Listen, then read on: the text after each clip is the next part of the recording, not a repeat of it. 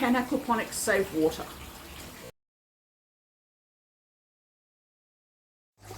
Holy catfish! It's the aquaponics lady! Can aquaponics save water? Absolutely! This is one of the best parts about aquaponics that I love. Huge big environmental fanatic here. I love looking after my environment. And because an aquaponics system is a closed loop system, well, as closed loop as we're going to get in this world at the moment, everything is being recycled, so therefore it uses at least 10 times less water than any other type of gardening. From our wicking beds, our soil beds, our towel, anything else that we do, aquaponics uses at least 10 times less water. So if you imagine in areas where there's water restrictions happening, aquaponics is the answer to that.